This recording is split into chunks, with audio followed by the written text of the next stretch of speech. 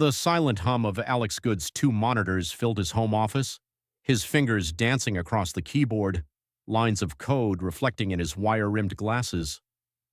The desk clock glowed 11:47 p.m. A half-empty coffee mug, long since cold, sat beside his mousepad. The faded words, "Best Dad Ever," a Father's Day gift from Thomas 3 years prior, were barely visible on its ceramic surface. At 42, Alexander Good had mastered the art of the late-night coding session. A sudden burst of laughter, piercing through the slightly ajar window, shattered the stillness, breaking his concentration. The sound was achingly familiar. Marissa's laugh, the one that still made his heart skip a beat after 15 years of marriage. But something about hearing it at this hour made Alex freeze. His fingers hovered over the keyboard as he listened closer. The night air carried her voice distinctly, every word a dagger twisting in his gut. "Can you believe he still hasn't figured it out? 3 kids, all yours, and he's still paying for private school." Alex's hands trembled. The monitor's glow suddenly seemed harsh, almost mocking.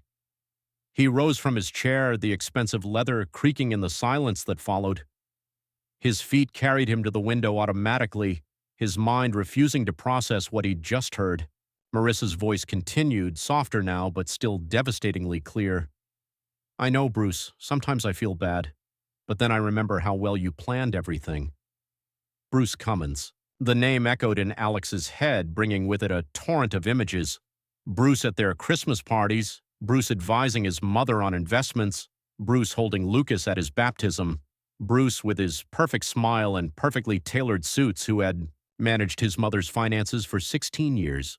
Alex's knees buckled, forcing him to clutch the window frame for support. The rough wood beneath his fingers felt more real than anything else in that moment. Outside, Marissa paced the garden path, her silhouette bathed in the security lights. She wore her favorite silk robe, the one he'd bought her for their anniversary. Her free hand gestured animatedly as she spoke, oblivious to her audience. "Next week? Yes, I can make it. Caroline's beach house is perfect this time of year. She's already offered to watch the kids." His mother, Caroline, was in on it too. The revelation crashed over him like a physical blow, stealing the air from his lungs. His grip on the window frame tightened until his knuckles blazed white. Memories began to flood back, demanding reinterpretation. Those emergency hospital calls that always seemed to happen when Bruce was in town, the frequent financial planning meetings with his mother that stretched late into the evening, the way Thomas's eyes crinkled when he laughed, just like Bruce's. Emma's fiery red hair, so different from his own dark brown or Marissa's blonde. Lucas's natural knack for numbers, mirroring Bruce's financial acumen. He'd always dismissed these thoughts, laughing off friends' comments about how little his children resembled him. "Genetics are a funny thing," he'd said, proud of his rock-solid marriage and happy family. Now each memory, like a knife, peeled back layers of the deception he'd been too trusting to see. Marissa laughed again, the sound now grating against his ears. "You always know what to say, don't you?" "Yes, I'll wear that blue dress you like so much. I love you too." "Good night." Alex watched his wife end the call, pressing the phone to her chest with a dreamy smile he'd believed was reserved only for him. She stood there for a moment, bathed in moonlight, looking like the woman he'd fallen in love with all those years ago. But he saw her differently now. A stranger wearing his wife's face, an actress who had perfected her role over 15 years of marriage. She turned and walked back toward the house, her silk robe shimmering in the lights. Alex backed away from the window, moving silently through his office. He couldn't face her. Not now, not when everything he thought he knew about his life had just been exposed as an elaborate lie. His computer screen still glowed with the project he'd been working on. Lines of code for a new software feature that suddenly seemed utterly meaningless. The Best Dad Ever mug mocked him from the desk. He fought the urge to sweep everything to the floor, to shatter the carefully maintained facade of his life, just as his reality had been shattered. Instead, he sank back into his chair, his movements mechanical. The leather no longer felt comfortable, nothing felt right. He heard Marissa's footsteps downstairs, moving through the kitchen, the familiar sounds of their home, the hum of the refrigerator, The distant tick of the grandfather clock in the hall, the soft whir of his computer's cooling fan, all seemed to take on an ominous undertone. His trembling hands found his phone. Opening the browser, he typed Bruce Cummins into the search bar, something he'd never felt the need to do before. Images loaded: Bruce at charity galas, Bruce accepting awards for his financial advisory work, Bruce with his wife Krista at social events. In every picture, that same perfect smile beamed back at him, the smile his children had inherited. The sound of Marissa's footsteps on the stairs jolted him back. He quickly closed the browser and returned to his code. The doorknob turned, and she appeared in the doorway, still wrapped in her silk robe. Still up? Her voice was as warm as ever, but Alex now heard the pretense. "Don't work too hard, darling. I'm heading to bed soon." He forced himself to look at her, to smile, as if his world hadn't just imploded. "Just wrapping up here. Go on, I'll be there soon." She blew him a kiss, a gesture she'd made 1,000 times before, and closed the door. Alex waited until her footsteps faded before allowing his facade to crumble. His hands clenched into fists as the full weight of the betrayal descended upon him. Tomorrow he would begin to investigate. Tomorrow he would begin to plan. But tonight, alone in his office, Alexander Good allowed himself to feel the full magnitude of his loss. Silent tears fell onto his keyboard as 15 years of memories transformed from cherished moments into meticulously orchestrated deceptions. The meticulous investigation, the next 2 weeks blurred into a haze of routine and clandestine investigation. Alex maintained his usual schedule with mechanical precision while simultaneously setting in motion a plan that would expose the full extent of his family's betrayal. His first call was to Jared Glover, a private investigator recommended by a colleague who'd navigated a messy divorce years ago. They met in a small coffee shop 2 towns away from Millbrook, far from prying eyes. Glover was far from the stereotypical private eye. He wore an ironed business suit and carried a tablet instead of a notepad. Yet his eyes held the keen, searching penetration Alex needed. "Tell me everything," Glover said, his voice low and professional as he stirred his Americano. "Leave nothing out." Alex recounted the revelation of that night, his voice steady despite the turmoil within. As he spoke, Glover's fingers moved across his tablet, taking notes with practiced efficiency. 16 years of friendship with Bruce Cummins, Glover mused, looking up from his screen. "And your mother's involvement. That's an interesting twist. We'll start there." In the days that followed, Glover's updates arrived in encrypted emails, each one peeling back a new layer of deceit. The first breakthrough came through Caroline's beach house records. "Your mother has been hosting regular financial planning retreats there for the past 15 years, Glover reported during their second meeting. "Always when you were on business trips. Utility bills show consistent spikes in water and electricity usage during those periods." Alex's stomach churned as he reviewed the meticulously documented evidence. Photographs showed Marissa's car parked in the beach house driveway on numerous occasions, always alongside Bruce's Mercedes. The timestamps aligned perfectly with her supposed hospital emergencies. The medical record investigation proved even more damning. Glover's contact in hospital records uncovered a pattern of falsified emergency calls, crafted to provide alibis for Marissa's absences. But the most damning evidence came from an entirely different medical source. "I have the DNA test results," Glover announced during their final meeting, sliding a thick paper envelope across the table. "They were conducted at a private clinic in a neighboring state. Bruce Cummins commissioned them shortly after each of your children were born." Alex's hands trembled as he opened the envelope. The clinical language of genetic testing confirmed what he'd already begun to suspect. Thomas, Emma, and Lucas shared no DNA with him. The genetic markers for all 3 children perfectly matched Bruce Cummins. "There's something else," Glover continued, his voice softer. "I uncovered a series of emails between your mother and Marissa dating back to before your wedding. You'll want to read these yourself." The printed emails told a story that chilled Alex to the bone.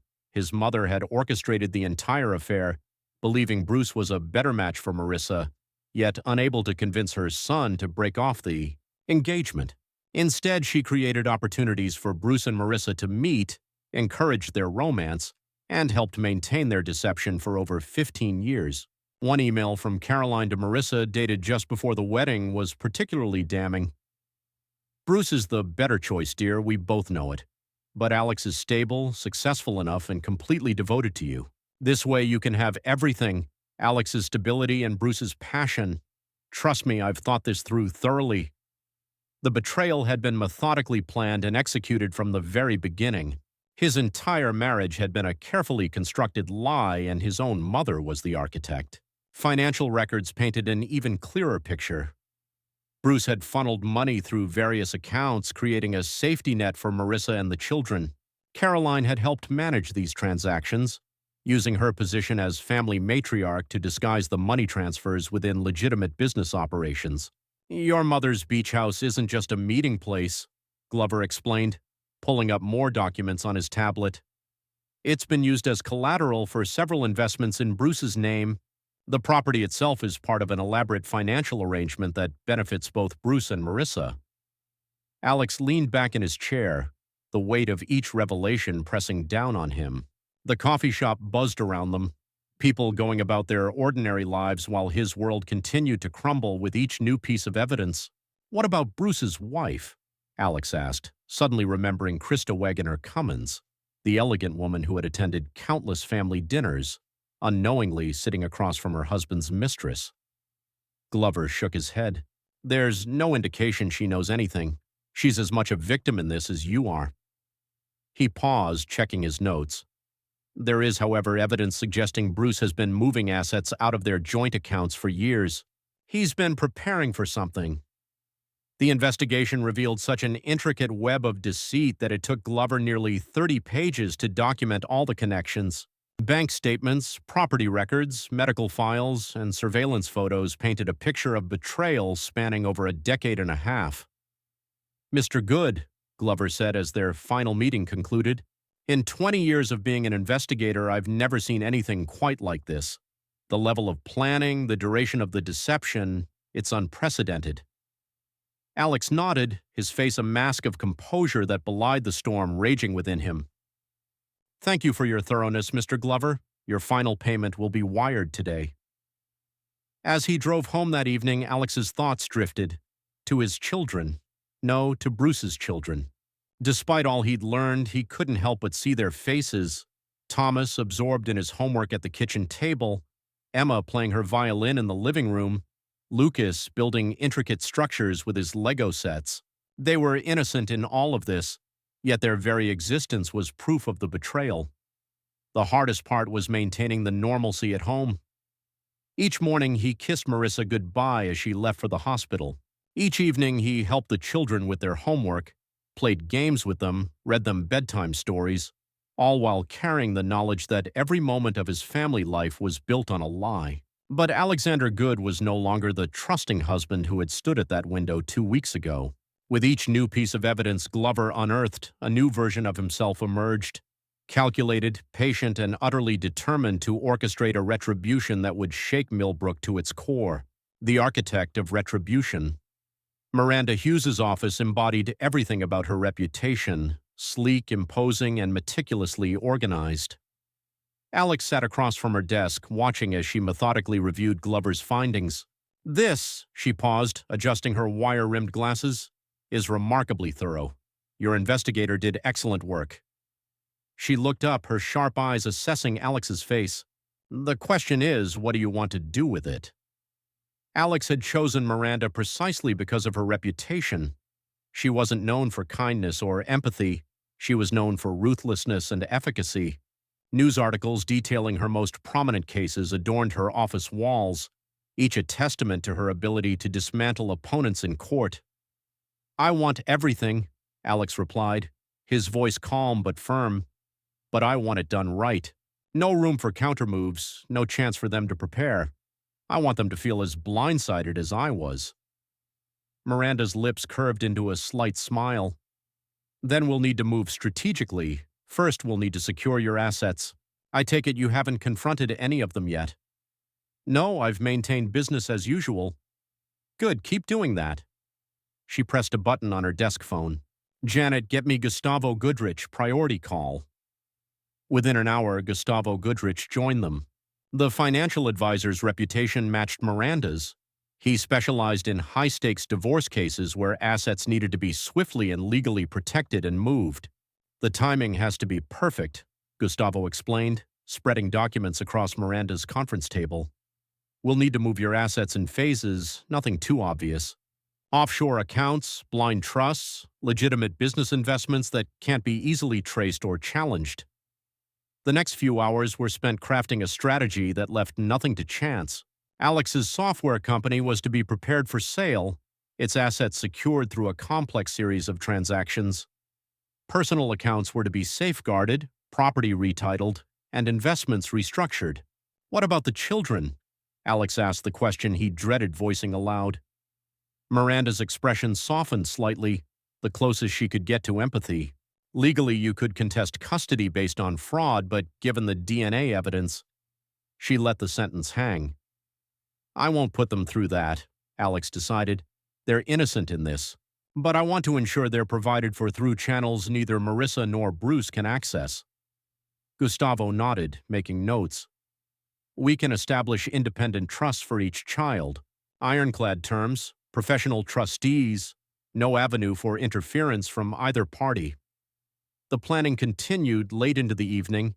Every aspect of Alex's life was scrutinized, every vulnerability addressed. Miranda's assistant brought in dinner as they worked, empty food containers accumulating as the hours passed. The hardest part, Miranda warned, will be maintaining normalcy at home while we put all this in place. One slip-up, one hint that something is amiss, and they could start moving assets themselves. Alex remembered the previous evening, helping Emma with her math homework. She had looked up at him with Bruce's eyes, pleading for help with fractions. The pain was almost unbearable, yet he'd smiled, explained the problem, and praised her progress. I can manage, he assured them. I've managed it for 15 years without knowing. I can manage a few more weeks. The ensuing days settled into a carefully choreographed routine. Mornings began with family breakfast. Alex watched Marissa pack lunches for her and Bruce's children. He kissed her goodbye, tasting the lie on her lips, then drove to work as if nothing had changed. During the day, he methodically prepared his company for what was to come. Private meetings with his executive team focused on restructuring, carefully phrased to suggest routine business optimization rather than preparation for sale. Every decision was calculated, every move precise. Evenings were the most difficult. Family dinners around their mahogany table became exercises in self-control. Alex listened as Thomas recounted his soccer practice, noting how the boy's animated gestures mirrored Bruce's mannerisms.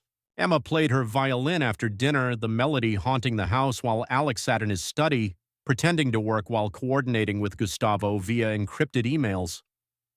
Lucas, the youngest at 9, proved the hardest to face. One evening, as Alex helped him build a model rocket, the boy looked up with pure adoration in his eyes, Bruce's eyes, and said, "You're the best dad ever." The words struck like physical blows, but Alex kept his smile. "Thanks, buddy. Pass me that glue, please." Meanwhile, the machinery of his revenge moved inexorably forward.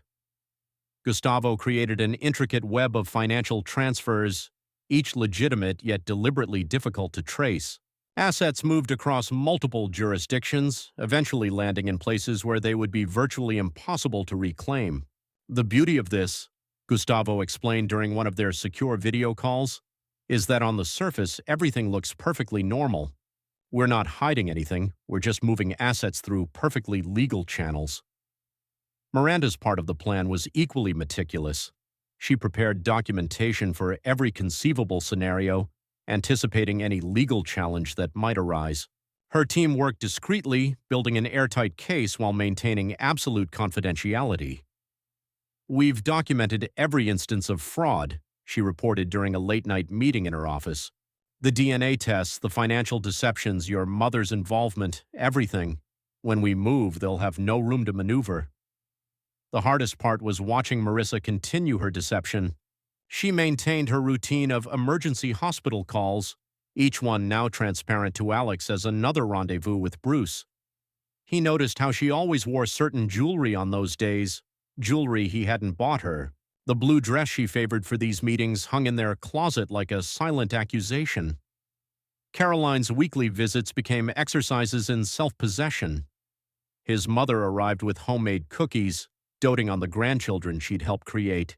She inquired about his work, about his plans, all while knowing she'd helped dismantle the foundation of his life. "You work too much, dear," she said during one such visit, reaching out to touch his arm. "You look tired. Perhaps you should take a vacation." Alex smiled, wondering if she hoped he'd leave town so Bruce and Marissa could use the beach house again. "Too busy right now, Mom. Maybe later." The children remained his anchor to sanity. Despite knowing the truth of their parentage, Alex found he couldn't stop loving them. They were victims of this deception as much as he was. Every night he checked on them as they slept, their innocent faces peaceful in the darkness. He established the trust funds as planned, working with independent trustees who would ensure the children's financial security regardless of what happened to the adults. The documentation was meticulously worded to protect them from any fallout while ensuring neither Marissa nor Bruce could access the funds. "These trusts are bulletproof," Gustavo assured him. "No matter what happens, the children will be taken care of." As the weeks passed, Alex's transformation continued. The trusting husband who had stood at his office window that fateful night was gone, replaced by a strategist who saw every interaction as a move in a complex game. He noted every phone call Marissa made, every meeting his mother arranged, every casual encounter with Bruce at social events. Each piece of evidence was meticulously cataloged and added to Miranda's growing arsenal: bank statements, phone records, surveillance photos, all leading to the moment when the truth would finally be unveiled. The facade he maintained was perfect. He attended school functions, hosted dinner parties, played golf with business associates, all while orchestrating the systematic destruction of the lie that had shaped his life for 15 years. "Your poker face is remarkable," Miranda observed during one of their meetings. "But remember, when the time comes, you'll need to be ready for the emotional fallout. This isn't just about the legal and financial aspects." Alex nodded, his expression neutral. "I've been processing the emotional aspects for weeks now. When the time comes, I'll be ready." As autumn deepened and the leaves in Millbrook began to turn, Alex's preparations neared completion. All the pieces were in place, assets secured, evidence collected, legal documents prepared. He had become an architect of a different kind of deception, one designed not to maintain a lie but to expose it. In his home office late at night, he sometimes stood by the same window where he'd first overheard Marissa's call. The garden below was empty now, the flowers fading with the season. Soon, very soon, everything would change. But for now, Alexander Good continued his vigil, a silent strategist preparing to expose 15 years of betrayal. Thanksgiving, a bitter feast. Autumn in Millbrook painted the trees in vibrant hues of amber and crimson, a stark contrast to the gray clouds gathering over the Good household. Inside, a pre-holiday flurry of activity buzzed, filled with the aromas of roasting turkey and freshly baked pies, which masked the tension Alex felt in his shoulders as he arranged place settings on the dining table. "Everything has to be perfect," he muttered, adjusting a silver fork for the third time. At each place setting, 2 envelopes lay, one subtly tucked beneath the napkin, the other residing in his study. Timing was crucial. Marissa bustled in the kitchen, her designer dress protected by an apron emblazoned with "Kiss the Cook." She'd been up since dawn, preparing what she believed would be another exemplary Thanksgiving dinner for their social circle. The irony of her domestic performance was not lost on Alex. "Darling, could you check if your mother needs help with the pies?" Marissa called out, wiping her hands on her apron. "You know how she insists on doing them herself." "Of course," Alex replied, his voice even, despite the knowledge of what was to come. The paper envelopes in his study felt like ammunition, waiting for their deployment. The doorbell chimed. Bruce and Krista Cummins were the first to arrive, perfectly attired in autumnal tones. Bruce carried a bottle of expensive wine. Alex recognized the same vintage they'd shared at his 40th birthday. "Alex, my friend." Bruce's handshake was firm, his smile confident. Beautiful day for a family gathering. Krista kissed Alex on the cheek, her designer perfume lingering in the air. The house looks lovely. Marissa has outdone herself again. Alex watched as Bruce's eyes darted toward the kitchen where Marissa was working. A fleeting glance he'd seen countless times before but never understood until this moment. Please, make yourselves at home. Drinks in the living room. Caroline arrived next, carrying her signature pumpkin pies. Her silver hair was perfectly coiffed, her outfit carefully chosen to project the image of the loving grandmother. "My boy!" she beamed, reaching out to cup Alex's cheek. "Help your mother with these, won't you?" Other guests arrived, carefully selected witnesses to what was about to unfold. James and Patricia Wellington from the hospital board where Marissa worked, Richard Chun, Bruce's business partner, Sarah and Michael Davidson, neighbors whose teenage daughter often babysat the good children. The children were at the kitchen island, helping with last-minute preparations. Thomas stood tall, his movements mirroring Bruce's confident mannerisms. Emma arranged flowers in a vase, her fiery red hair, Bruce's hair, glowing in the afternoon light. Lucas sat, legs swinging, working on a math puzzle that displayed the same numerical aptitude as his biological father. "Everything's ready," Marissa announced, untying her apron to reveal her carefully chosen dress. "Shall we begin?" The guests settled around the massive dining table, a tableau of affluent suburban life. Crystal goblets sparkled under the chandelier's light, silver cutlery gleamed on pristine linen napkins. Each place setting concealed its explosive secret. Alex rose to deliver the traditional toast, holding a crystal glass. The room fell silent, all eyes on him in expectation. This was the moment weeks of preparation had led to. "Before we begin," he said, his voice clear across the table, "I have something to share with a few of you." He reached under his own napkin, feigning discovery of an envelope. "Oh, look. It seems there's one for each of you." Confusion flickered across faces as others found their envelopes. Marissa's immaculately manicured fingers trembled slightly as she lifted hers. Bruce's confident smile faltered. Caroline's hand froze halfway to her glass.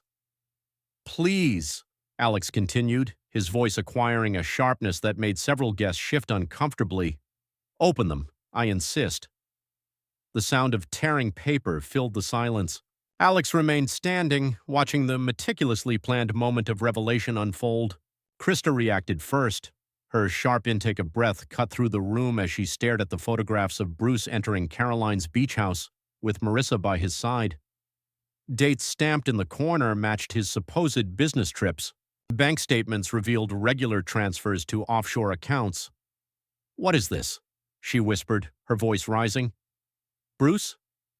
But Bruce was staring at his own envelope, his face paling as he recognized the DNA test results. His eyes flickered to the children who watched with increasing bewilderment. Marissa's hand shook as she scrolled through her dossier, emails between her and Caroline, spanning 15 years, planning meetings, coordinating the deception. Her carefully applied makeup couldn't hide the blood draining from her face. Caroline's envelope held trust fund documents showing Alex's systematic dismantling of her control over family assets, along with copies of her own emails proving her role as the architect of the deception. "How dare you?" Krista's voice shattered the silence. She snatched up her wineglass, its contents arcing through the air, splashing across Bruce's expensive shirt. 15 years! All 3 children! The room erupted into chaos. Patricia Wellington gasped, hand clamped over her mouth. Richard Chun stood abruptly, the Davidsons exchanging startled, knowing glances. "Alex," Caroline began, her voice trembling. "I just wanted what was best." "Best for whom, Mom?" Alex's voice cut through the chaos like a blade. "Best for your son, whose life you helped destroy? Or best for your friend Bruce, whom you deemed a better match?" Marissa sat in a daze, her carefully constructed world crumbling around her. The children looked between the adults, confusion giving way to dawning comprehension. "Dad?" Thomas's voice trembled. "What's happening?" Alex turned to the children, his heart aching. "I think you 3 should go upstairs now. Sarah, would you mind?" Sarah Davidson quickly ushered the children away, casting a sympathetic look over her shoulder. The sound of their footsteps on the stairs seemed to echo through the house. "Couldn't you have just talked to us in private?" Bruce finally spoke, his usual confidence replaced by cold fury. "You had to make a spectacle."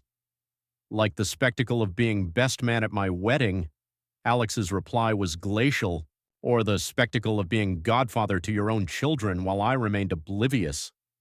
"No, Bruce, you all chose your audience years ago. I'm just providing the final act." Krista's tears turned to rage. "My lawyer will be in touch," she spat at Bruce. "Expect a call from Valerie Stevens tomorrow morning." "Let's not be hasty," Bruce began, but Krista cut him off. "Hasty? Like hiding assets for years, building a second family behind my back? Miranda Hughes has already been contacted, hasn't she, Alex?" She turned to him, a new ally in destruction. Alex nodded. "Everything is in place. Every account, every transaction, every beach house rendezvous. There's nothing left to hide." Caroline reached for her son's arm. "Alexander, please, we can explain everything." He pulled his arm from her touch as if burned. "Explain? Like you explained to Marissa before our wedding that she could have everything. My stability and Bruce's passion. I read all the emails, Mom, every single one." The carefully prepared dinner grew cold, the turkey forgotten, as 15 years of deception unraveled around the Thanksgiving table. Outside, the storm finally broke, rain drumming against the window panes as if nature itself sought to wash away the lies. "You'll destroy everything," Marissa finally spoke, her voice barely a whisper. "No," Alex corrected her, his calm more terrifying than anger. "You destroyed everything the moment you chose to build our marriage on a lie. I'm merely revealing the truth. And now, I suppose, dinner is served." He sat back at the head of the table, surrounded by the wreckage of relationships and the scent of cooling food. The perfect Thanksgiving dinner had become a feast of consequences, each dish seasoned with bitter revelations and shattered trust. The rain continued to fall outside, marking the beginning of a storm that would reshape the lives of everyone at the table. In his pocket, Alex felt the weight of the second envelope, the one holding the next phase of his meticulously planned undoing. But that would wait. For now, he watched his 15 years of deception consume themselves in the warm glow of his dining room chandelier. Echoes of the storm. The weeks following the Thanksgiving revelation unfolded like a meticulously choreographed dance of destruction. Miranda Hughes's office became the epicenter for the dismantling of 3 marriages and a family empire. "The divorce will be swift," Miranda explained to Alex, spreading documents across her mahogany desk. "Your evidence is exhaustive, and frankly, they have no leg to stand on." Across town, in another high-rise office, Valerie Stevens had a similar conversation with Krista Cummins. The two women had forged an alliance of retribution, their combined legal offensive leaving Bruce's carefully constructed financial facade in ruins. "Every hidden account, every secret transaction," Valerie detailed, her red-tipped nails tapping on her tablet. "Your husband was preparing for this eventuality for years, but he didn't account for us finding his offshore assets." The children remained at home with Marissa, shielded from the immediate fallout by their physical absence from the Thanksgiving. Alex's decision to forego custody surprised everyone but Miranda. "Are you certain about this?" Miranda had asked during their initial post-Thanksgiving meeting. "The courts might be sympathetic given the circumstances." Alex's reply was firm. "They lost one paternal figure. I won't have them lose their home as well. But I want the trust funds to be ironclad, ensuring neither Marissa nor Bruce can touch a penny meant for the children." Impeccable defense and retribution. The structuring of the trust funds became a masterpiece of legal architecture, independent. Trustees, strict payout conditions, and educational clauses that ensured Thomas, Emma, and Lucas would want for nothing despite their parents' choices. Marissa's attempts to contest the divorce terms were met with swift, devastating rebuttals.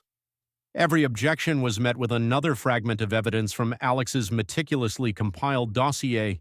Her lawyer, James Patterson, eventually advised her to accept the terms. "Mrs. Good," Patterson said, his voice laced with resignation, "Mr. Good's evidence is extensive and irrefutable. Fighting this will only drain resources better saved for your children's future." The hospital board, having received evidence of Marissa's falsified emergency calls, launched their own investigation. The prestigious position she'd held for years was suddenly in jeopardy. Bruce's financial empire began to crumble under the combined assault of Alex's evidence and Krista's legal team. His clients, many of them prominent Millbrook residents, began discreetly pulling their accounts.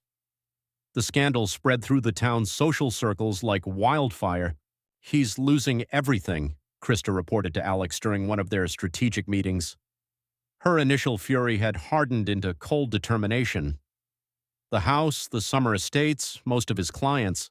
It's what he deserves. Caroline's attempts to protect her assets proved futile. The family trust she'd used as a tool to control her son's life was systematically dismantled. Her social standing in Millbrook, built over decades, evaporated as her role in the deception came to light. "I just wanted to protect you," she pleaded during a failed attempt to meet Alex at Miranda's office. "Bruce had the connections, the influence. I thought that—" "You thought you knew better than your own son?" Miranda interjected, her tone icy. "The documents say otherwise, Mrs. Good. Would you like us to review them again?" The children's reactions when finally told a carefully edited version of events were heartbreaking. Thomas, the eldest at 14, retreated to his room for days. Emma stopped playing her violin, the instrument case gathering dust in her room's corner. Lucas, too young to fully grasp the adult complexities, simply asked when he would see his father again. "Soon," Marissa promised, though she had no idea if that was true. The light in her children's eyes, once so bright with innocence, dimmed under the weight of adult deceptions. Bruce made one attempt to reach out to his biological children, sending a letter through his lawyer. Alex intercepted it through Miranda, adding it to the growing file of evidence. "He's trying to establish paternity now." Miranda's disgust was palpable. After 15 years of playing family friend and godfather. A new beginning. The divorce proceedings moved with unprecedented speed, thanks to the overwhelming evidence and Marissa's eventual capitulation. The financial settlements were brutal but clean, leaving no room for future claims or complications. "It's done," Miranda announced one bleak afternoon, sliding the final documents across her desk. "Once you sign this, you'll be legally free of them all." Alex's pen hovered over the signature line. "And the children's trusts?" "Absolutely secure. The trustees have their instructions, and the funds are protected from any attempts by Marissa or Bruce to access them. They will be provided for through college and beyond." The pen scratched across the paper, the sound somehow louder than it should have been. Years of marriage, family life, trust, and betrayal boiled down to a few signatures and legal seals. Outside Miranda's office windows, Millbrook continued its daily rhythm, oblivious that one of its most prominent families had just been formally dissolved. Snow began to fall, the first of the season, coating the town in a white shroud that seemed to mock the idea of purity. "There's one more thing," Miranda said, reaching for a final folder. "The sale of your company." But Alex was already ahead of her, pulling out his own documents. The next phase of his plan was already in motion, though only he knew its full scope. The company sale had been arranged weeks prior, terms negotiated through intermediaries to ensure absolute secrecy. "It's all set," he assured her. "The transfer will be finalized by the end of the week." Miranda studied her client's face, noting the transformation that had occurred since their first meeting weeks ago. The betrayed husband had become something else, something harder, more focused, more dangerous in his quiet certainty. "What will you do now?" she asked, though she suspected he wouldn't give her a full answer. Alex rose, looking out at the falling snow. In his mind, the next steps were unfolding, each one calculated and precise, but those plans would remain his alone, shared only with those who needed to know specific parts. "Now," he said, "I disappear." The snow continued to fall outside, bearing tracks, obscuring signs, making everything clean and new. But beneath that pristine surface, Millbrook was changing. 3 marriages had dissolved, a financial empire was crumbling, a family shattered, and Alexander Good was about to vanish, leaving behind a trail of destruction that would alter the town's social landscape for years to come. The art of disappearing. The art of disappearing, Alex discovered, required as much precision as the revenge he had just orchestrated. Every step had to be meticulously planned, every trace thoughtfully erased or rerouted. The sale of his company to a competitor was merely the first move in an intricate personal chess game. Luther Haney's office in Singapore overlooked Marina Bay, the city-state's iconic skyline reflected in the water like a promise of new beginnings. An old college friend, he'd taken Alex's call with immediate understanding. No questions asked about the urgency or the need for confidentiality. "Everything's ready," Luther assured him over a secure video call, his image slightly distorted by encryption. "The apartment, the necessary introductions, the basic infrastructure you'll need. When can you leave?" Alex surveyed his nearly empty home office, most of his personal effects already packed or disposed of. "The company sale finalizes tomorrow. I'll be on a plane the day after." The mechanics of vanishing proved surprisingly complex. Miranda Hughes handled the legal aspects, ensuring everything was properly documented without revealing his destination. Gustavo Goodrich crafted a labyrinth of financial transfers that made tracing his movements almost impossible. "Your assets are secure," Gustavo confirmed during their last meeting. "The transfers will complete through various jurisdictions over the next few weeks. By the time anyone thinks to look, the trail will be cold." The hardest part wasn't the logistics, but the children. Alex spent his final evening in his study, writing 3 letters to be delivered years in the future. Each one explained his actions, his love, and his reasons for leaving. Miranda would hold them until the right moment, when they were old enough to understand. "Dearest Thomas," he began the first letter, his pen hovering over the expensive paper. "By the time you read this, you will be 18, and you will know the truth about all that has happened." He wrote until dawn, pouring his heart into each letter, explaining his choices, his love, and his hopes for their futures.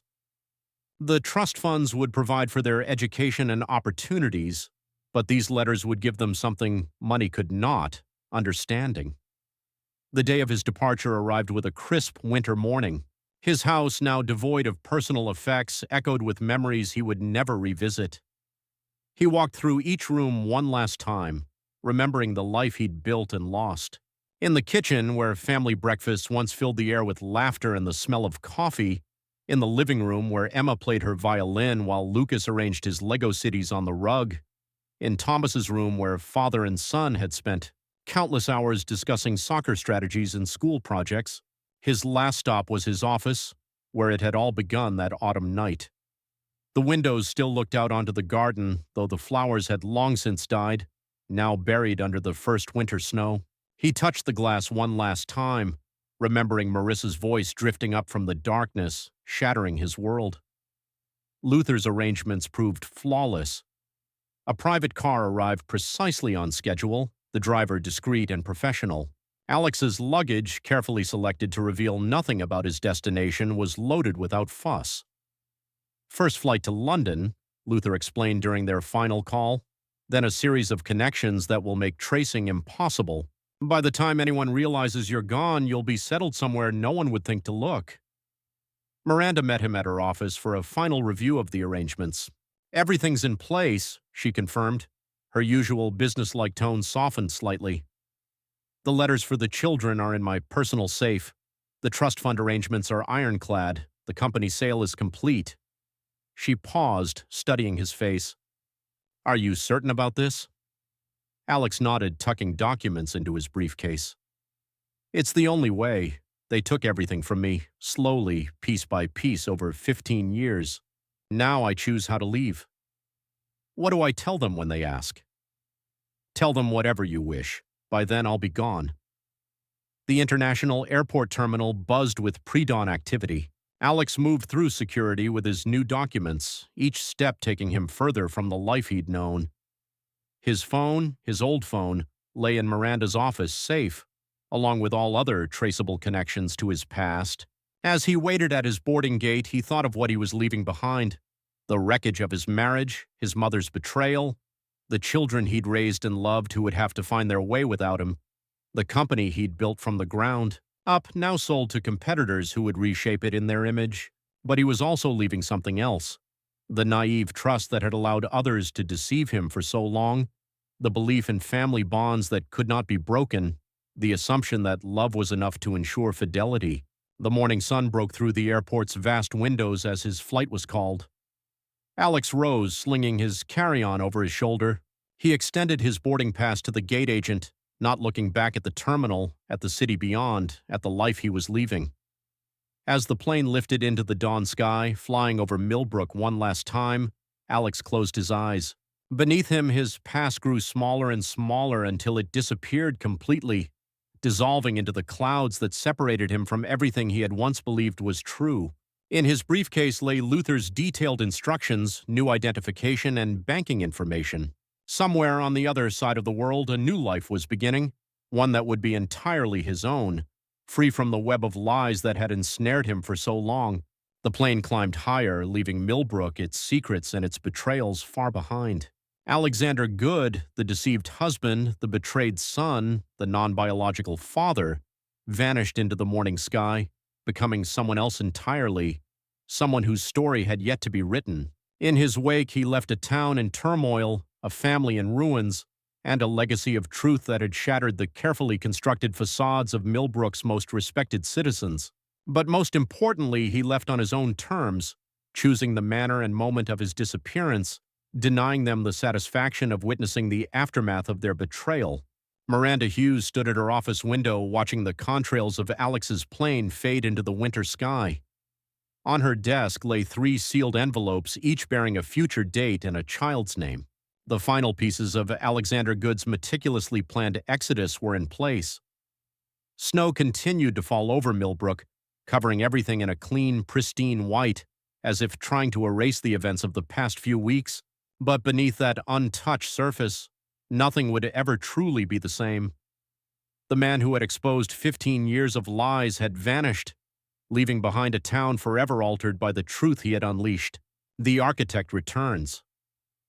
Singapore's skyline glittered in the pre-dawn light as Alexander Good reviewed the final acquisition documents. At 52, he bore little resemblance to the man who had fled Millbrook a decade ago. His dark hair now carried distinguished streaks of silver at the temples, and years of martial arts training had honed his once soft programmer's physique into lean musculature. But the biggest changes weren't physical. They were etched in the steel of his gaze and the quiet authority of his movements. "The Millbrook Tech Park acquisition documents are ready, Mr. Good," his executive assistant, Wei Chong, announced, placing a leather brief on his desk. "The board meeting is scheduled for 9 a.m. EST. Alex checked his Patek Philippe watch, a small indulgence that marked his first billion, and nodded. "Thank you, Wei. Video conference set up?" "Yes, sir, though I still think you should consider attending in person." Alex's lips curved into a slight smile. Hood Innovations occupied the top 10 floors of Singapore's most prestigious business tower, a far cry from his humble startup days. The company had revolutionized supply chain management with blockchain technology, becoming a major player in the Asian tech market.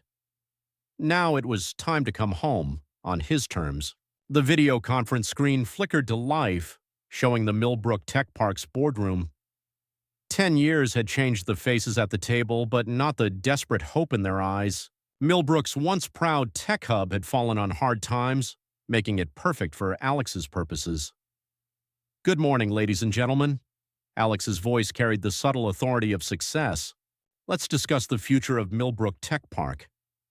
The board chairman, David Foster, his hair grayer than Alex remembered, leaned forward.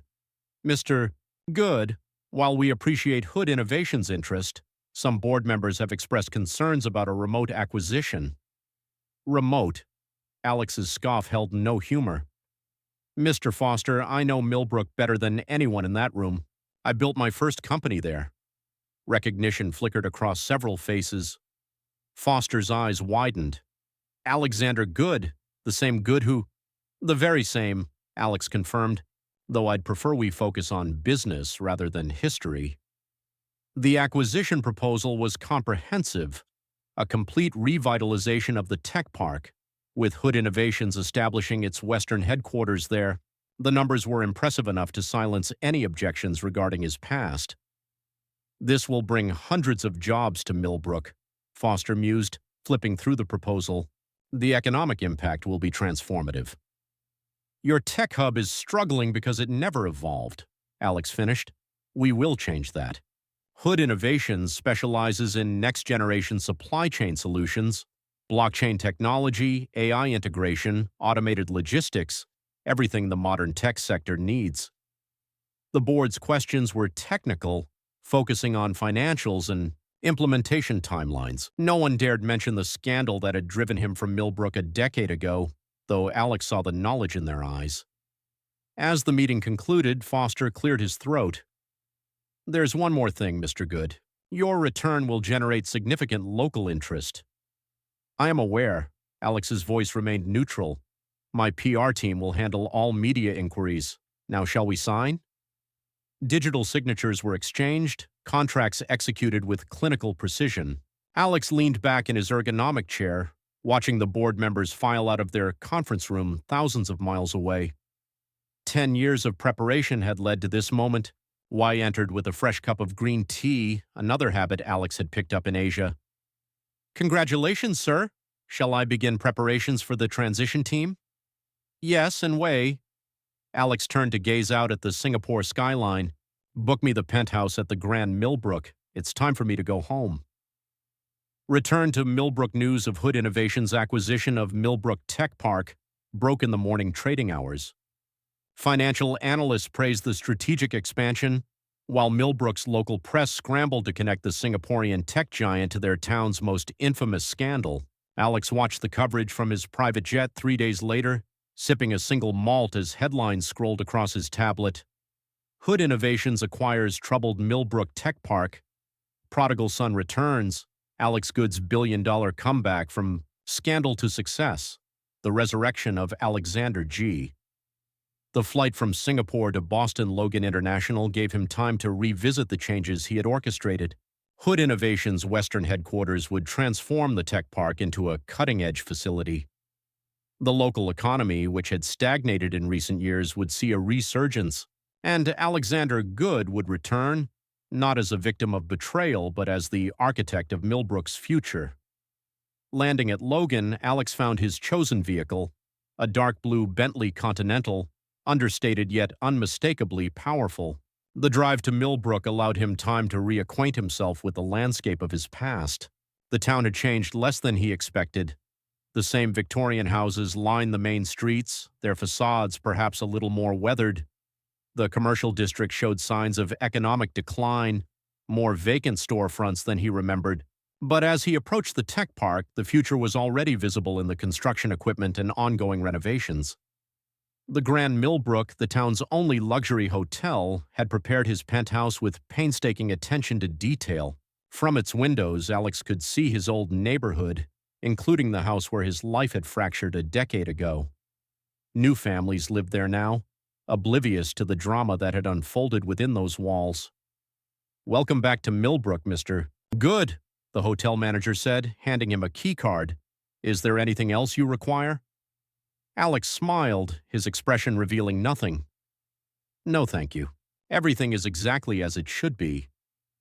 That evening, he stood at his penthouse window, watching the sun set over the town that had both made and broken him. Tomorrow, the business of transformation would begin. Hood Innovations would reshape Millbrook's technological landscape, while its CEO's return would force the town to confront its past. His phone vibrated with a message from Miranda Hughes. All set. The children received their letters last month, as planned. Alex nodded to himself, sliding the phone back into his pocket. The first act of his return was complete. Now came the hardest part, facing the people whose lives his disappearance had altered and showing them just how much they had underestimated him. The lights of Millbrook twinkled below, a constellation of memories and possibilities. Alexander Good had returned, bringing with him the power to alter the town's future. The betrayed husband had become something far more formidable, a force of change that would transform Millbrook into a testament to his resilience and success, a feast of consequences.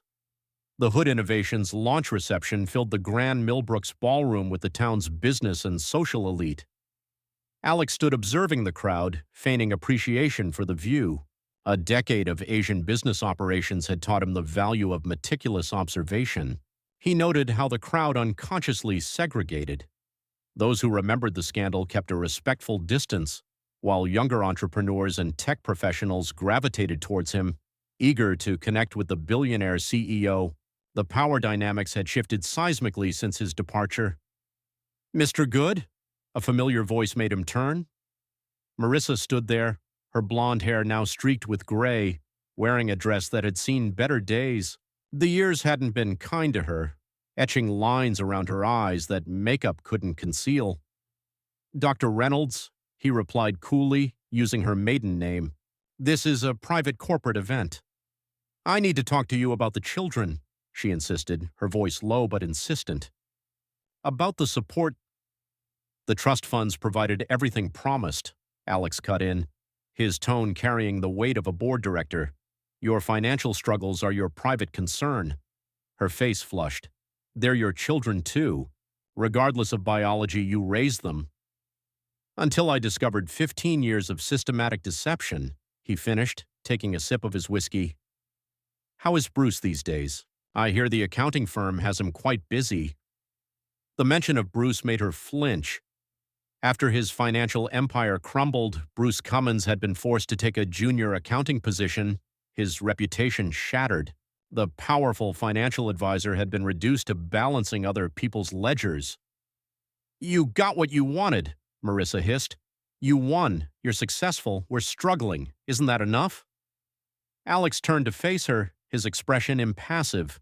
"It's not about winning, Marissa. It's about consequences.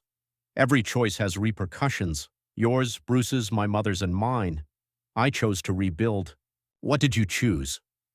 Before she could respond, a movement at the ballroom entrance caught their attention.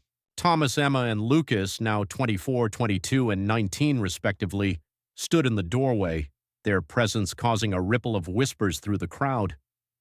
Alex had seen photographs, of course.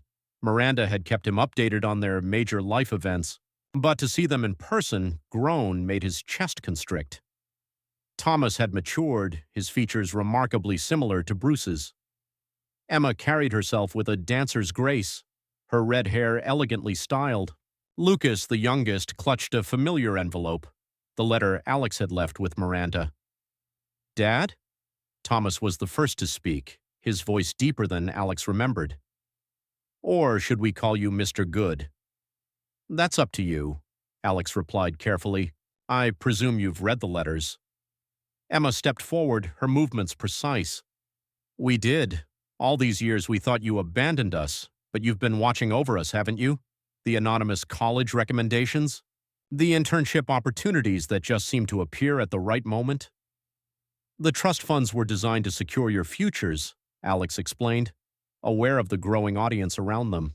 "Your choices were your own."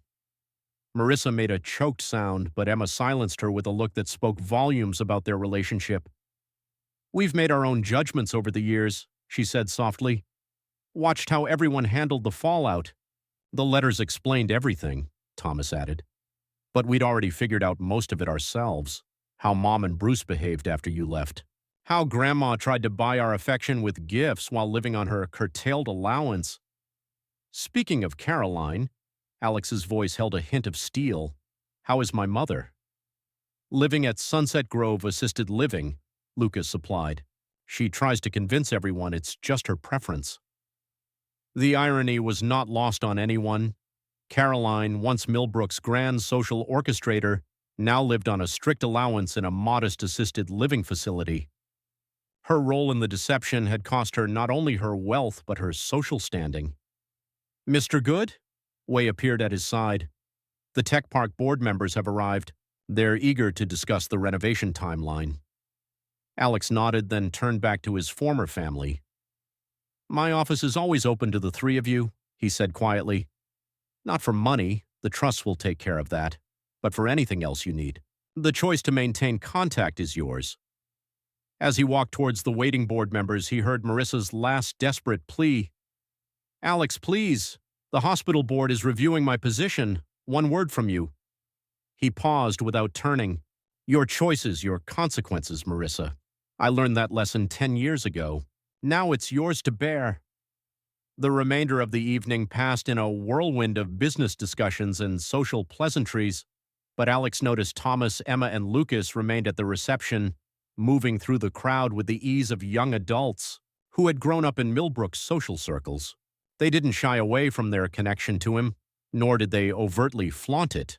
They simply were, making their own choices. Later that night, in his penthouse, Alex received 3 separate text messages. From Thomas. Dinner next week? There's a new place downtown. From Emma. My dance company is performing next month, sending you tickets. From Lucas. Could use your insights on a blockchain project for school. He smiled, saving their numbers. The confrontation he'd waited 10 years for had turned into something unexpected. Not an end, but perhaps a new beginning. The triumph of renewal. The transformation of the Millbrook Tech Park proceeded swiftly under Hood Innovations' direction. Construction crews worked around the clock, converting outdated office spaces into cutting-edge research and development hubs. The town buzzed with activity as new employees arrived, housing prices rose, and local businesses experienced a resurgence. From his office in the newly renovated main building, Alex watched his vision take shape. The glass-walled space offered panoramic views of the campus, where Hood Innovations' blue and silver logo now graced every building. Latest employment figures, sir. Way presented a tablet with data. We've hired over 300 locals and another 200 positions will open next quarter. Good. How's the training program progressing? Excellent. The partnership with Millbrook Community College is yielding strong results. Even Bruce Cummins applied for one of the accounting positions, though HR flagged a potential conflict. Alex's lips curved slightly. Let him apply. Decisions are based solely on merit, no preferential treatment, positive or negative. The irony was not lost on either of them. Bruce, once the mastermind of elaborate financial schemes, might end up processing payroll for the very company run by the man he had betrayed. A knock on the door interrupted their discussion. Miranda Hughes entered as elegant as ever, despite the decade that had passed. Your mother is here, she announced without preamble. Security called from the lobby. Alex leaned back in his chair, considering. Caroline had been trying to arrange a meeting since his return, sending messages through various intermediaries. Her latest attempt, showing up unannounced, was classic Caroline. Send her up, he decided. Wei, please stay. Caroline appeared a few minutes later, looking smaller than he remembered. The designer clothes and perfect makeup couldn't hide how time and diminished circumstances had affected her. She clutched her handbag tightly like a shield as she entered his office. Alexander, she began, her voice trembling slightly. You've done so well. You're so successful. What do you want, Mom? He flinched at his tone but continued. I thought perhaps now that you're back, and so successful, we could try to rebuild our relationship. Our relationship ended the day I discovered you helped orchestrate 15 years of deception, Alex replied evenly. The annual disbursements will continue as agreed, provided you maintain your distance. I'm your mother, she protested. Everything I did was because I wanted what was best for you. No, Alex's voice carried the weight of years of contemplation. Everything you did was about control. You thought you knew better than your own son what his life should be. So you helped Bruce and Marissa deceive me for 15 years. That was your choice, Mom. These are the consequences. Caroline's facade cracked. The assisted living, it's not where I belong. Surely you see with your resources now. The monthly allowance is generous enough for your needs, Alex interjected. Wei, please escort my mother out.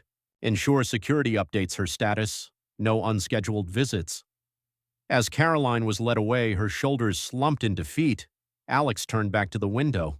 Below, he could see new employees entering the building, their Hood Innovations badges catching the morning sun. The weeks that followed brought even more changes to Millbrook. Alex kept his distance from the old social circles, focusing instead on developing the tech park and his burgeoning relationships with Thomas, Emma, and Lucas.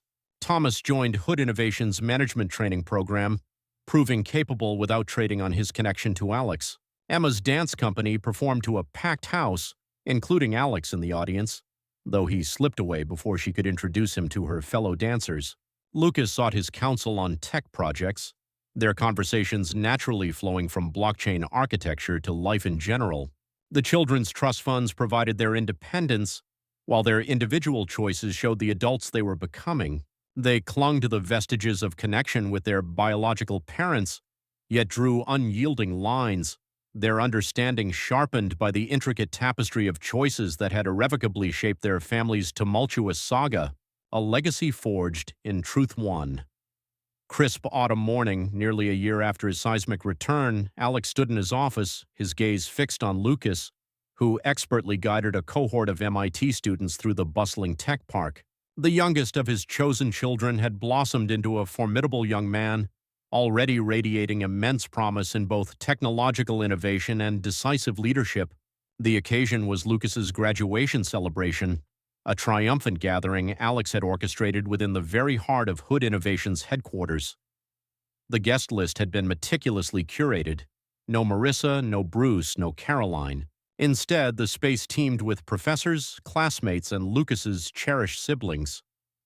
"Your son possesses a remarkable grasp of blockchain applications," Professor Chin remarked to Alex during the reception, his voice laced with genuine admiration. "His thesis on decentralized supply chain verification is nothing short of revolutionary." Alex smiled, his eyes following Lucas as he articulated a complex technical concept to his rapt peers. "He's his own man," he responded, a quiet pride infusing his words. "I merely opened the doors. He chose what to do with them." The celebration ascended to the rooftop garden, another visionary addition by Hood Innovations to the burgeoning tech park. Thomas and Emma had already arrived, their presence completing the profound portrait of what family could truly mean when it was chosen, not merely inherited. "Did you ever envision this?" Thomas asked, joining Alex at the railing, his voice hushed with awe. "When you left 10 years ago?" Alex contemplated the question, his gaze sweeping over the transformed Millbrook landscape. The tech park's resurgence had ignited a profound renaissance across the entire town. New businesses breathing life into once vacant storefronts, young professionals filling meticulously renovated apartments, and the community college's tech program, boasting a waiting list for the first time in its history. "I envisioned success," he confessed, a flicker of distant pain in his eyes. "But this—" He gestured expansively, encompassing not just the panoramic view but the vibrant tapestry of people gathered behind them. "This is something far better." Emma approached, her inherent dancer's grace evident even in her casual movements. "Mom tried to convince me to ask you for more money again," she confided, rolling her eyes with exasperation.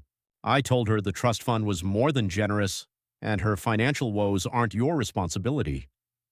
"How is she?" Alex inquired, more out of detached curiosity than genuine concern. "Working in a small private practice now," Thomas added, his tone matter-of-fact. "After the hospital board, well, let's just say her reputation never quite recovered."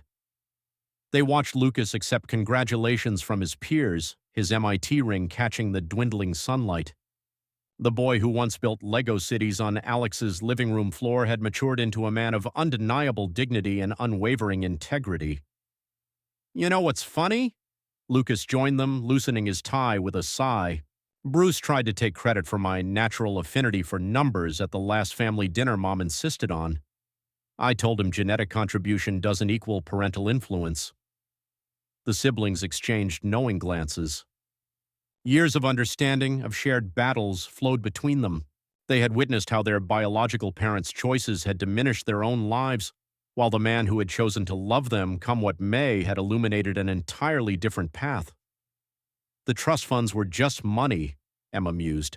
"What you truly gave us was an example of how to navigate betrayal with dignity, how to rebuild without losing yourself, and how to choose who we want to be," Thomas added, his voice firm.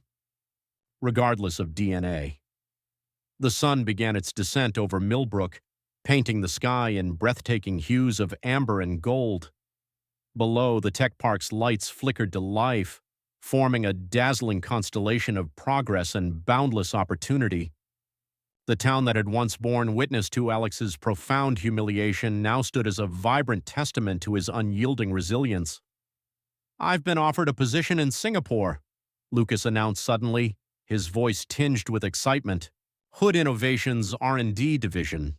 Before you say anything, I applied through the regular channels, used a different last name, earned it on my own merits." Alex nodded, pride radiating from his very being. "When do you start?" "That depends," Lucas began, a mischievous glint in his eye. "Could you show me your side of the world first? Maybe introduce me to that martial arts instructor you mentioned." The request hung in the air, representing something far greater than a mere job or a trip.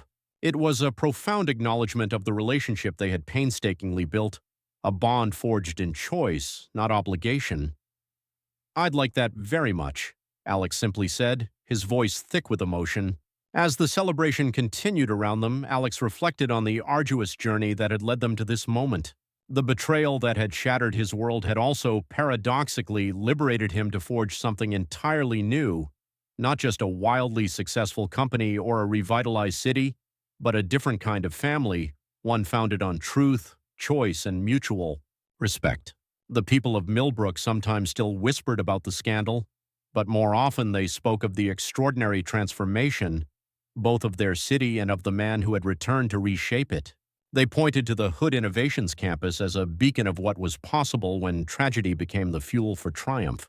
But for Alex, standing amidst the three young adults who had chosen to keep him in their lives, the true victory lay not in the towering buildings or the staggering business success. It resided in the profound realization that family, true family, could be built from the ashes of betrayal, emerging stronger through choice, not mere inheritance. The sun dipped below the horizon of Millbrook, and with it the last lingering shadows of old wounds faded. Alexander Hood had found something far better than vengeance. He had found peace, purpose, and a family bound by choice, not blood.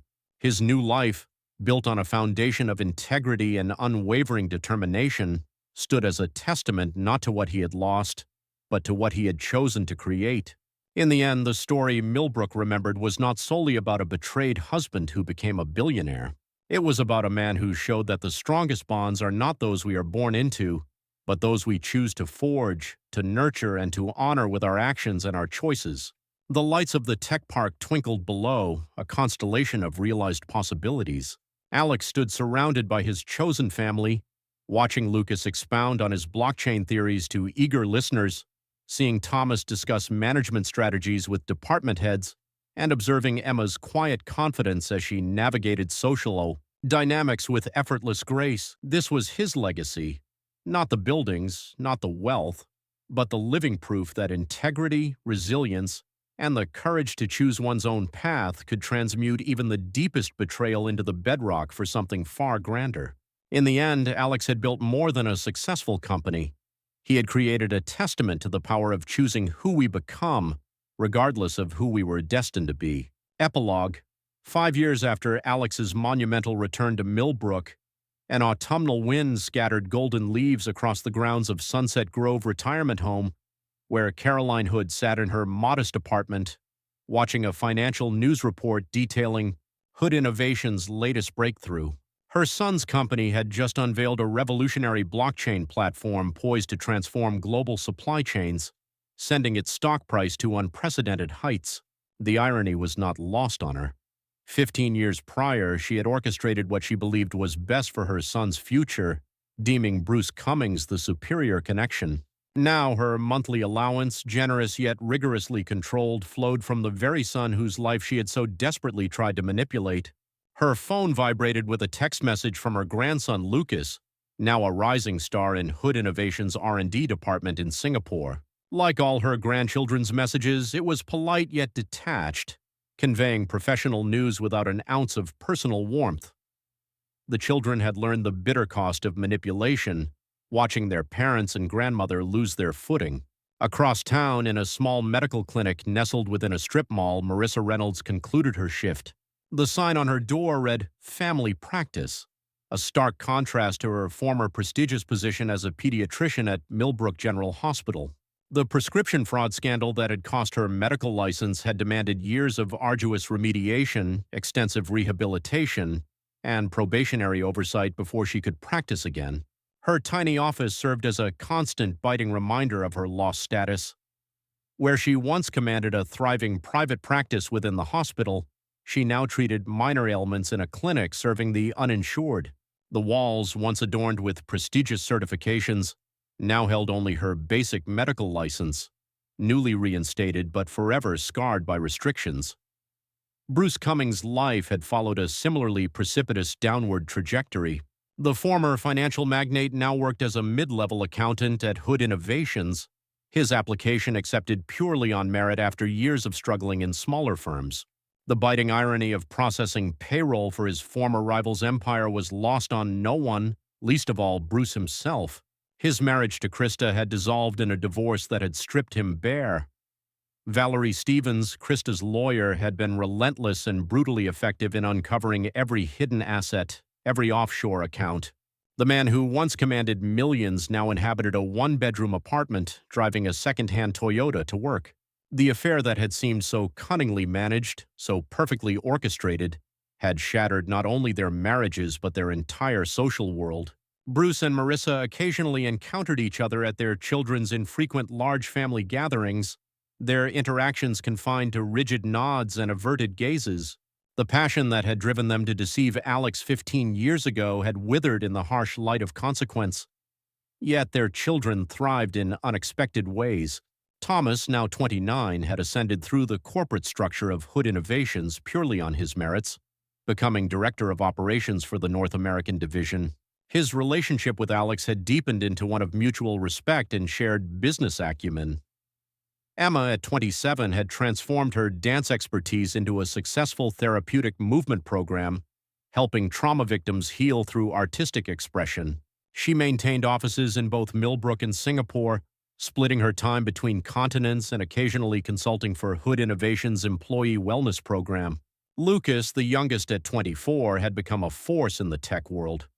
His blockchain innovations earned him recognition independently of his connection to Hood Innovations, though he chose to continue working for the company that had given him his start. His relationship with Alex had deepened into a genuine mentorship, unblemished by biological ties or societal expectations. The three siblings had cultivated a unique perspective on family and loyalty.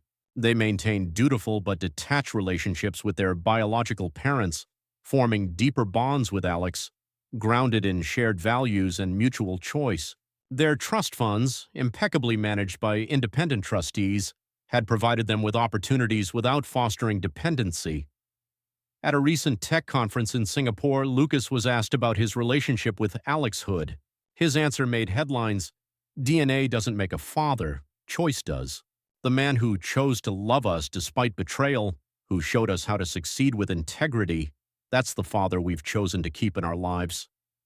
Miranda Hughes, now semi-retired but still serving as chief legal counsel for Hood Innovations, kept a framed copy of that quote in her office. She had watched the saga unfold from that initial meeting with a betrayed husband to the empire it had spawned. The letters she had held for the children, delivered precisely when needed, had bridged the chasm between past and future. Hood Innovations had transformed Millbrook into a technological hub that attracted global talent. The town's character shifted from a sleepy suburban enclave to a vibrant community where innovation and tradition coexisted. The old social hierarchy that had shielded Bruce and Marissa's deceit had been replaced by a meritocracy that valued achievement over connections. Alex himself had transcended the role of betrayed husband or successful CEO. At 57, he had become a mentor to young entrepreneurs, especially those grappling with personal betrayals. His story became a case study in business schools, not just for its technical success, but for its profound lessons in integrity and resilience. He continued his martial arts practice, the discipline helping him remain grounded despite his immense success. His Singapore dojo still reserved early morning hours for his personal training, though he now divided his time equally between Asia and Millbrook. The physical transformation that began during his exile had become a permanent part of his character, mirroring the inner strength he had discovered through adversity. The original Hood residence, where the fateful Thanksgiving revelation had unfolded, had been transformed into a tech incubator for startups. Alex had purchased the property through a subsidiary and repurposed it into a space where nascent entrepreneurs could nurture their dreams. The garden where he had first overheard Marissa's phone call now featured meditation spaces and collaborative nooks. Caroline's beach house, once the site of so many clandestine meetings, had been sold years ago. The proceeds had gone to establish a scholarship fund for children from broken homes, managed by the same trustees who oversaw the children's trust funds. The property itself became a retreat center for corporate innovation workshops, its dark history transmuted into a space for creative breakthroughs. Krista Cummings had remarried and relocated to California, where she ran a successful interior design firm. She occasionally collaborated with Hood Innovations on office space projects, her professional relationship with Alex marked by mutual respect for how they had each navigated their respective betrayals. Hood Innovations' annual shareholder meeting, held in the revamped Millbrook Tech Park, served as a stark reminder of how completely the power dynamics had shifted. Bruce, obliged to attend as a mid-level employee, sat quietly in the back rows while his former rival presented visions of global technological transformation. Marissa watched the live stream from her clinic during lunch breaks, seeing the life that could have been hers had she made different choices. Thomas, Emma, and Lucas attended these meetings as shareholders and family members, their presence a testament to the complex ways in which choice could supersede biology. They had learned to navigate their dual heritage with grace, acknowledging their biological parents yet choosing to emulate the values Alex had demonstrated. On particularly clear days, Alex sometimes stood in his office atop the Hood Innovations Tower, gazing out at the city that had witnessed both his humiliation and his triumph. The view reminded him of his Singapore office, though the landscapes couldn't have been more different. Both perspectives represented the same truth. That success was the best revenge, but peace was an even greater victory. His relationship with the children had evolved into something unique in the annals of family dynamics.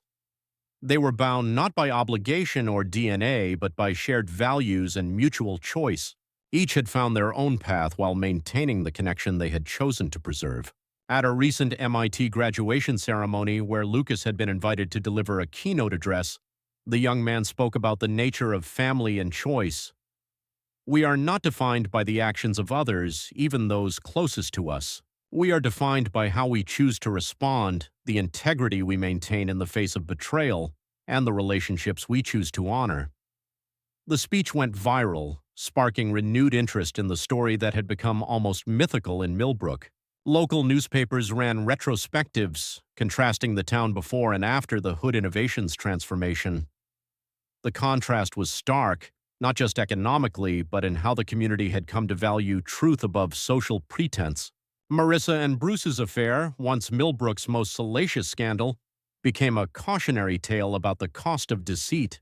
Their choices had cost them not only their marriages and social standing, but their professional dignity and the respect of their children. They lived with the daily reminder of their decisions, watching from the sidelines as the man they had betrayed reshaped the world they once thought was theirs. Caroline's role as the architect of the deception earned her a special place in the town's cautionary legends. Her conviction that she knew best, that she could orchestrate her son's life without consequence, had cost her everything she valued: wealth, social standing, and most importantly, her relationship with her son and grandchildren. Yet, the story that ultimately emerged was not one of vengeance or mere justice. It was one of profound transformation, of a man, a family, a city, and the very nature of success itself. Alex Hood had shown that the strongest relationships are those we choose to nurture, that integrity is more valuable than social standing, and that true family can be built from the ashes of betrayal. The tech park stood as a physical testament to this transformation, its innovative architecture mirroring the changes in the town's character. But the true monument was unseen.